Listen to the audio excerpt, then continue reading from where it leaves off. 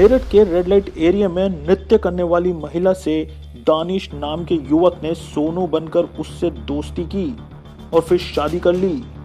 युवती की 60 लाख की प्रॉपर्टी बिकवा दी। रुपए समेटकर दानिश फरार हो गया। पीड़ित ने ब्रह्मपुरी थाने पहुंचकर न्याय की गुहार लगाई है। युवती ने बताया 12 साल पहले कबाड़ी बाजार में वो कोठे पर नृत्य संगीत करती थी। वहां उसकी मुलाकात एक युवक से हुई। उसने खुद को सोनू बताया। दोनों में दोस्ती हो गई, फिर प्रेम प्रसंग हो गया। कथित सोनू के प्रेम जाल में फंसी युवती उसके साथ फरार हो गई। दोनों ने शादी कर ली। काफी समय बाद युवती को पता चला कि उसका पति सोनू नहीं दानिश है। इसे लेकर खूब विवाद हुआ। हालांकि बाद में समझौता हो गया।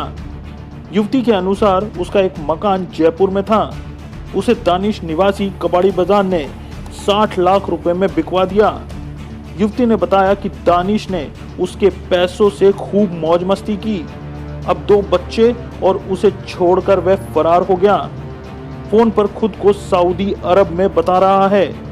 युवती का आरोप है कि आरोपी दानिश दूसरी शादी करने की फिराक में है। मेरे साथ में ऐसा हुआ कि मैं रेड लाइट एरिया में रहती थी।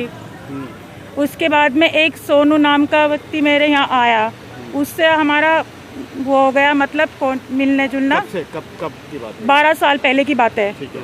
उसके बाद उसने ये कहा कि आप ये लाइन छोड़ दो और आपको मैं अच्छी ज़िंदगी दूंगा, घर गृहस्थी, और आप ये लाइन छोड़ के मेरे साथ रहो।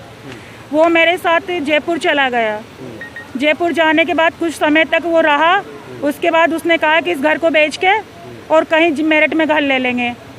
उसके बाद में वो 10 साल तक मेरे साथ रहा। 10 साल के बाद में वो मुझे छोड़ के सऊदीया चला गया। अब सऊदीया जाने के बाद ही 2 साल तक उसने मुझे खर्चा दिया, 2019 तक। उसके बाद में 15 महीने से ना तो उसने मुझसे कोई कांटेक्ट किए, ना वो मेरे से बात कर रहा, ना मेरे बच्चों को। अब ये बताओ कि मैं कहाँ जाऊँ। अच्छा ये बताओ, आपके 60 लाख रुपए कैसे उसने ठिकाने लगाए? उसने मेरा मकान बेचा है और वो सब कुछ बेच के, मेरा जेवर बेच के, और वो यहाँ से फरार हो गया। कितने का होगा लगभग? उसने मेरा 40-45 लाख रुपए का घर भी बेचा है, 10 लाख रुपए का जेवर भी बेचा है। किस नाम से? कैसे कमाया था आपने ये पैसा?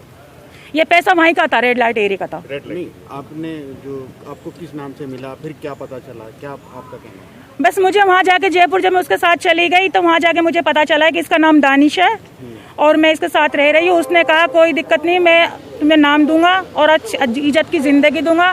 बहरहाल मैं सही हूँ, मेरे को कोई दिक्कत नहीं थी। 10 साल तक मैं सही रही। अब वो यहाँ से 2 साल के बाद सऊदीया से आया।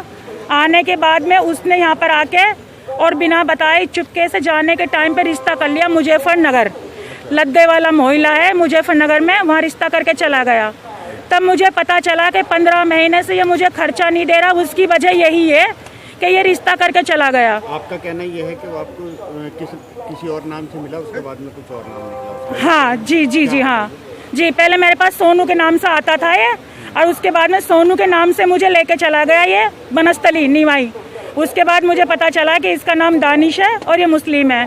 चलो कोई दिक्कत नहीं। उसने कहा कि कोई बात नहीं, मैं आपको इज्जत की ज़िंदगी दूंगा, कोई दिक्कत नहीं। उसके बाद मेरे बच्ची मैं पेंडेंट हो गई। मेरे 10 साल की बेटी है और मेरे 8 साल